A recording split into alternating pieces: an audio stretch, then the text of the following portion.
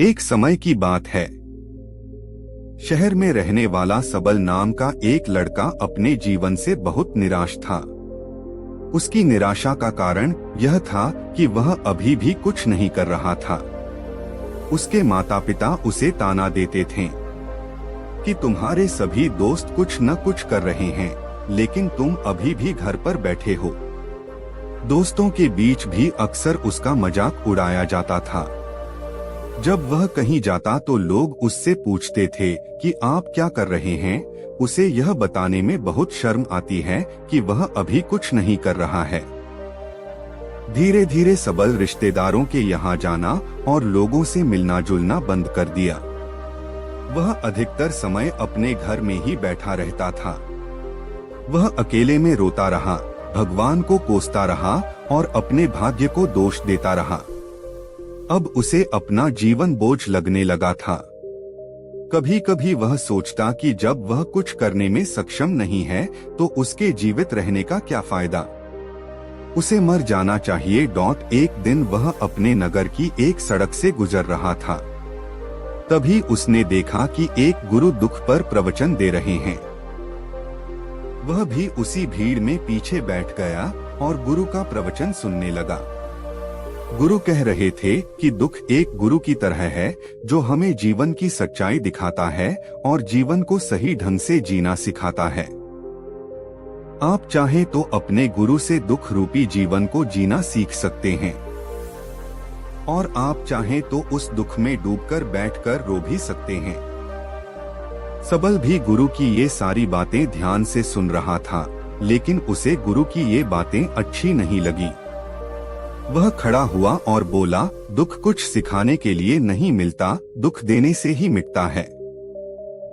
दुख की पीड़ा अनंत है। ऐसा लगता है कि इसके बाद कुछ नहीं होने वाला है, कुछ मिलने वाला नहीं। उसके सामने मौत भी छोटी लगती है। गुरु ने कहा, तुम्हें क्या दुख है? सबल ने गुरु के सामने अपना सारा दुख बताया और पूछा, क्या आपके पास मेरे इस दुख का कोई समाधान है?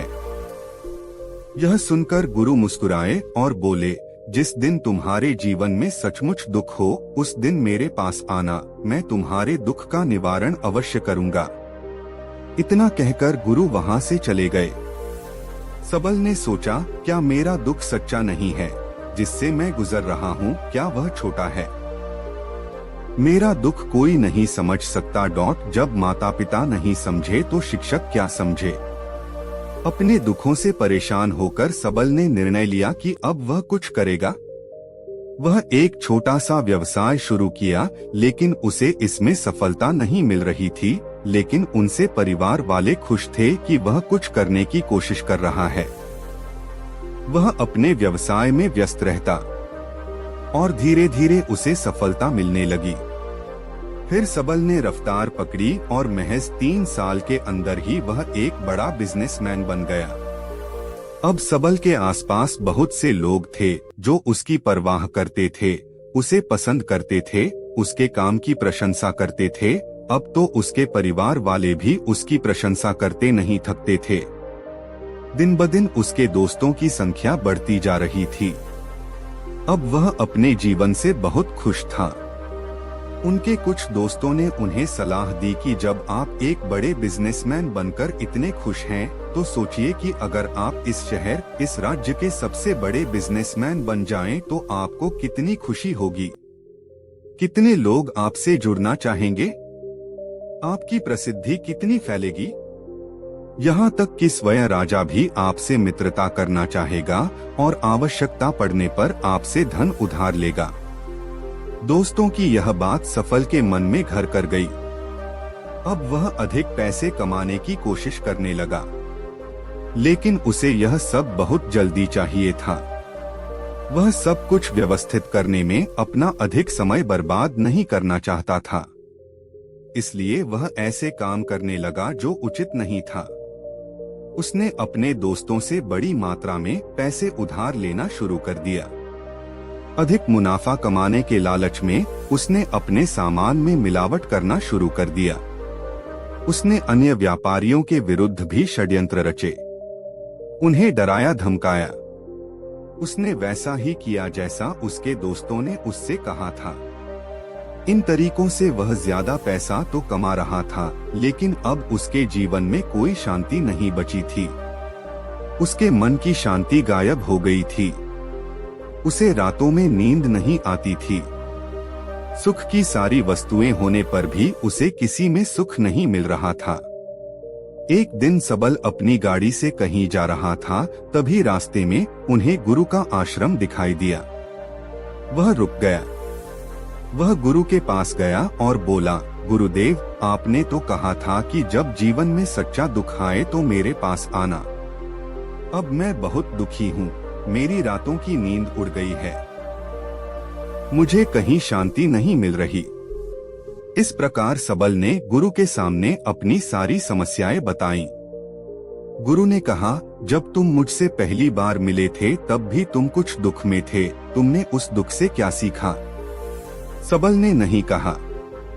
मैंने सीखा कि सिर्फ सोचने और चिंता करने से कुछ नहीं होता।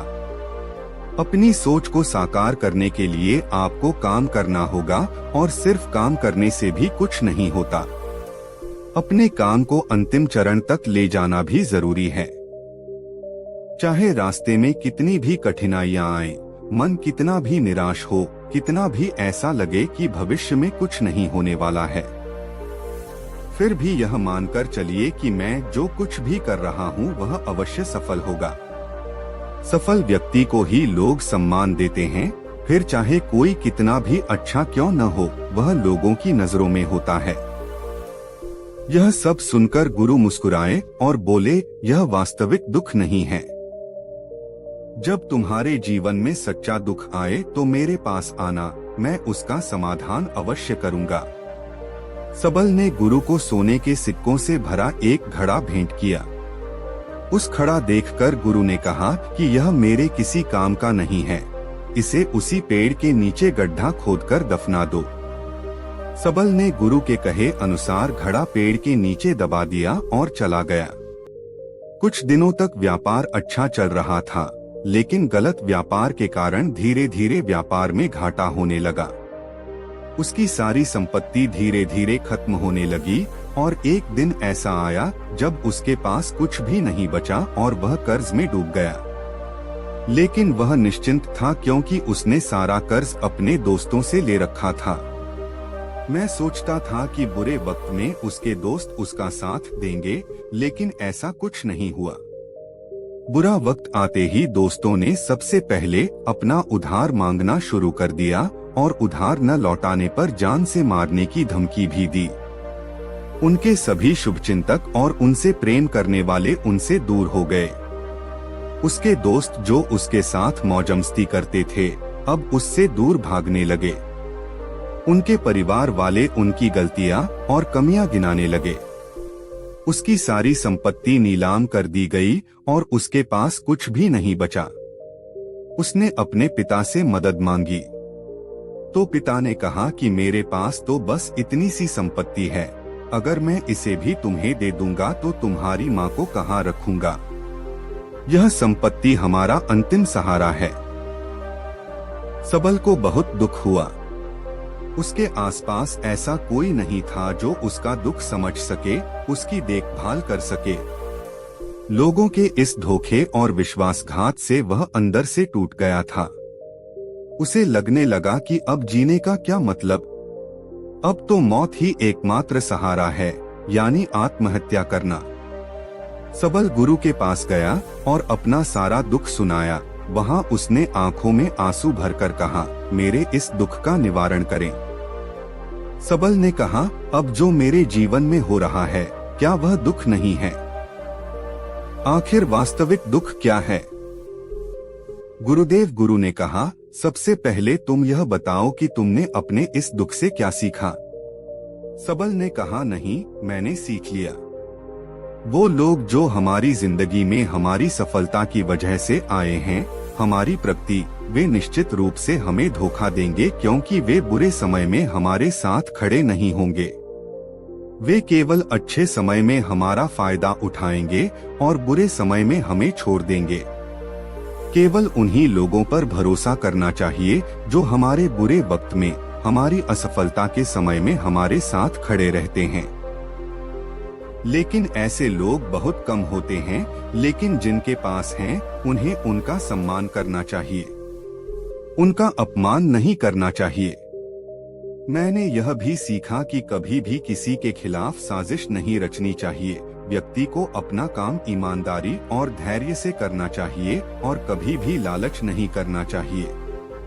अपने सारे दुख और अनुभव सुनाकर सबल आंखों में आंसू लेकर गुरु के सामने बैठ गया। कुछ देर बाद गुरु उठे और उस पेड़ के नीचे एक गड्ढा खोदा और वह घड़ा जो सोने के सिक्कों से भरा था निकालकर सबल को दिया और कहा कि जब तुम्हारे जीवन में सचमुच दुख हो तो मेरे पास आना। कबीर ने गुरु को धन्यवाद दिया और उन्हें प्रणाम किया और चला गया। उसने इस तरह एक छोटा सा व्यवसाय शुरू किया। अब वह एक छोटा व्यापारी बनकर भी खुश था। उसने पूरी लगन और ईमानदारी से बिजनेस किया। कुछ ही समय में वह फिर से अपने शहर का बड़ा व्यापारी बन गया। उनका जीवन सुख सुविधाओं से परिपूर्ण था। लेकिन कोई कितना भी अच्छा क्यों न हो, कितना भी अच्छा काम करता हो, दान करता हो, परोपकार करता हो, लोगों की मदद करता हो, लेकिन जीवन में दुख आता है तो सबल के जीवन में भी दुख आया। जैसे ही उनके माता पिता की मृत्यु हुई, उन दोनों की मृत्यु एक ही दिन हुई। सबल अपने माता पिता से बहुत प्यार करता था, इसलिए उनकी मृत्यु से उन्हें बहुत दुखी हुआ। वह दोनों के शवों को श्मशान घाट ले गया, जहां उनका अंतिम संस्कार किया गया। वहां उसने अपने माता पिता के शव को जलते हुए देखकर उसका मन और बेचैन हो गया। उसके अंदर कई सवाल उठने लगे थे। जब वह घर वापस आया, उसने अपने माता पिता का घर और संपत्ति देखी, जिसके लिए उसके पिता हमेशा लड़ते रहते थे। आज वह लावारिस पड़ी है। आज जिन्होंने उनकी देखभाल की, जिन्होंने उनके लिए लड़ाई लड़ी, वे इस दुनिया से चले गए। उसके पिता ने जो कुछ कमाया था, जो कुछ बनाया था, सब यहीं छूट गया। एक दिन पहले तक अपनी संपत्ति के लिए किसी से भी लड़ने वाले उनके पिता आज खुद ही इस दुनिया को छोड़कर चले गए। ऐसे अनेक विचारों के भंवर में उसका मन फंसा हुआ था। वह अंदर से अकेला और डरा हुआ महसूस कर रहा था। उसे कुछ खालीपन महसूस हो रहा था। उसे कुछ ऐसा महसूस हुआ जिसके कारण वह समझ नहीं पा रहा है। इसलिए वह गुरु के पास गया। गुरु ने उसकी ओर देखते हुए कहा, क्या जीवन में कोई दुख है? सबल ने नहीं कहा, वैसे तो जिंदगी में कोई गम नहीं है गुरुदेव, सब कुछ खुश है, सब कुछ अच्छा चल रहा है, लेकिन आज मेरे माता पिता का निधन हो गया। इस घटना से मेरा मन बहुत दुखी और बेचैन है। गुरु ने कहा, इसमें दुख की क्या बात है? एक दिन सभी के प्रियजनों को मरना है। न कोई सदैव जीवित रहा है और न ही कोई रहेगा। एक दिन तुम्हें भी मरना है। आप कल भी मर सकते हैं या आज भी मर सकते हैं। सबल ने कहा कि आप क्या कह रहे हैं? गुरुदेव, मैं भी मर जाऊंगा, लेकिन मैं अभी जवान हूँ। गुरु ने कहा, हर कोई इस भ्रम में जी रहा है कि मौत दूसरों को, बूढ़ों को आती है, लेकिन बूढ़ों के सामने जवान मर जाते हैं, बच्चे मर जाते हैं। मौत को किसी की उम्र से कोई लेना देना नहीं होता, इसलिए वह सबको अपना बना लेती है। गुरु के ये शब्द सबल के मन में घर कर गए और वे चुपचाप वहां से चला गया। लेकिन उसका मन अभी भी बेचैन था, वहीं था। उसे कुछ खालीपन महसूस हो रहा था। वह सारा दिन अपने बारे में सोचता रहता था कि वह कौन है, इस दुनिया में क्यों आया है। क्या जीवन का लक्ष्य सिर्फ चीजों का उपयोग करना और मर जाना है? ऐसे कई सवाल उसके मन में लगातार उठ रहे थे, लेकिन उसे अपने किसी भी सवाल का जवाब नहीं मिल रहा था और उसका दुख दिन ब दिन बढ़ता जा रहा था। तभी कुछ दिनों के बाद वह फिर गुरु के पास पहुंचा और बोला, गुरुदेव, मैं बहुत दुखी हूँ क्योंकि मैं नहीं जान पा रहा हूँ कि मैं कौन हूँ और इस दुनिया में क्यों आया हूँ। यह सुनकर गुरु मुस्कुराए और बोले, आज पहली बार तुम्हारे जीवन में सच्चा दुख आया है। वास्तव में यही दुख कहलाने योग्य है कि हम नहीं जानते कि हम कौन हैं, क्यों आए हैं, क्या करें, कैसे करें। सबल ने नहीं कहा, गुरुदेव मेरे इस दुख का निवारण करो। गुरु ने कहा, हम सभी मनुष्य जीवन भर संग्रह करते रहते हैं। सबल ने कहा, नहीं, हम सभी मनुष्य जीवन भर धन, संपत्ति, मान सम्मान, परिवार, मित्र, शत्रु, पद, प्रतिष्ठा आदि इकट्ठा करते रहते हैं। गुरु ने कहा, क्या तुम इन सभी एकत्रित वस्तुओं में से एक भी वस्तु अपने साथ ले जा सकते हो? कबीर ने कहा, नहीं गुरुदेव, इनमें से कोई भी मेरे साथ नहीं जाता। मेरे माता पिता के साथ भी कुछ नहीं हुआ। ये सब छूट गया है, हर परिवार, संपत्ति, सब कुछ। गुरु ने कहा, अब मेरी बात ध्यान से सुनो। इस संसार में हमें जो इकट्ठा करना चाहिए वह हम कभी इकट्ठा नहीं करते। चीजें हमारे सामने घटित होती हैं, लेकिन हम उन्हें देखने की कोशिश भी नहीं करते। इस दुनिया में हमें क्या इकट्ठा करना है? वह हम हैं। हमें खुद को इकट्ठा करना होगा ताकि जब मौत आए तो हम एक हो सकें और खुद को पहचान सकें। हम अंदर से बंटे हुए हैं। हम प्यार में, नफरत में, गुस्से में, ईर्ष्या में, क्रूरता में, धन में, पद में, प्रतिष्ठा में, सम्मान में, पहचान में, धर्म में, जाति में, ऐसी सैकड़ों हजारों चीजों में बंटे हुए हैं। और दरअसल हम बंटे हुए हैं। हम टुकड़ों में जिंदगी जी रहे हैं। इस विभाजन के कारण हमारी चेतना कभी एक नहीं हो सकती। हमारी चेतना शक्ति बिखर गई है। इसलिए हमारे पास इतना समय नहीं है, इतनी भी ताकत नहीं है कि हम एक बार पलटकर अपने अंदर देख सकें। दरअसल धन की कमी, सुविधाओं की कमी, सम्मान की कमी, लोग इसे दुख मानते हैं और जीवन भर इसका रोना रोते रहते हैं और इसका समाधान खोजने की कोशिश करते हैं। इसका समाधान उन्हें कभी नहीं मिलेगा, क्योंकि जिसे लोग दुख कहते हैं वह वास्तविक दुख है ही नहीं। वह तो केवल मनुष्य की इच्छा है, उसकी इच्छा जो कभी पूरी नहीं हो सकती। इसलिए यहाँ व्यक्ति को ऐसे दुखों का निवारण कभी नहीं मिला। इसलिए इन सबसे ऊपर अगर आप अपने दुखों का अंतिम समाधान चाहते हैं तो सबसे पहले खुद को इकट्ठा करें, अपनी ऊर्जा को इस दुनिया से बाहर निकालें और इकट्ठा करें। स्वयं पर ध्यान दो, खुद पर ध्यान दो। मरने से पहले खुद को पहचान लो, यूं बिखर कर मत चलो। सबल ने कहा, तो क्या गुरुदेव इस संसार को छोड़ दें? अपनी सभी इच्छाएं मार दी जानी चाहिए।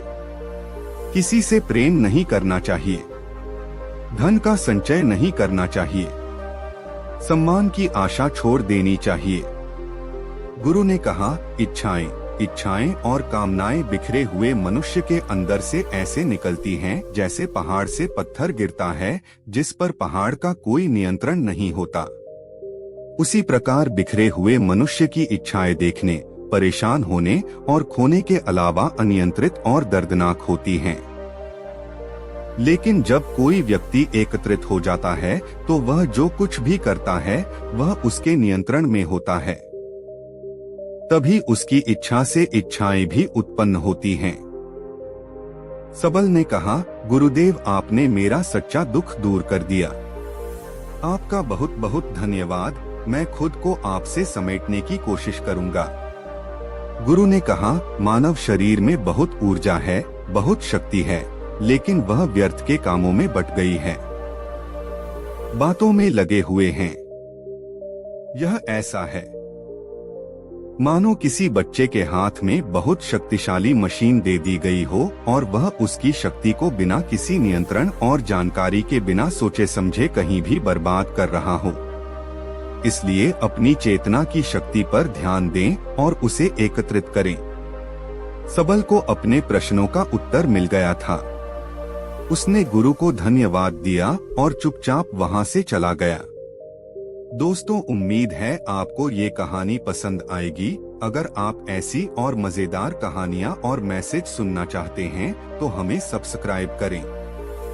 नमो बुद्धाय।